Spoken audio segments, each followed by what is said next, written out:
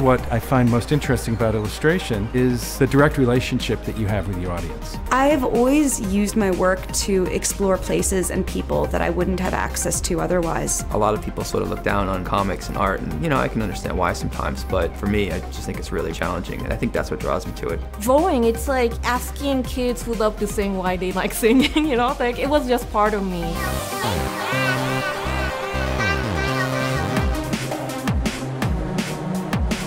Illustrators, to a great degree, are interested in interpretation. They're interested in a creative sensibility filtering through imagery. Lots of young and older illustrators are still using pen and ink, watercolor, gouache, oil paint, acrylic, 3D, collage. There really is no medium that can't be used for illustration. At one time, the major markets for illustration were books, magazines, newspapers. And really, for hundreds of years, being an illustrator meant working in those realms.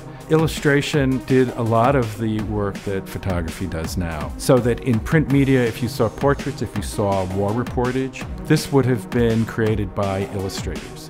As soon as photography started to take the place of illustration, it freed illustrators to go inside their own heads. They could start to deal with a personal, symbolic, or conceptual language. The role of the illustrator became much more than that just of expressing the ideas of a writer or an editor. So in many ways, because of the changes that have happened in the field, there are greater challenges. Sometimes the budgets aren't as big as they used to be, but on the other hand, there are opportunities available to illustrators in terms of self-expression and initiating their own projects that just didn't exist 15, 20 years ago.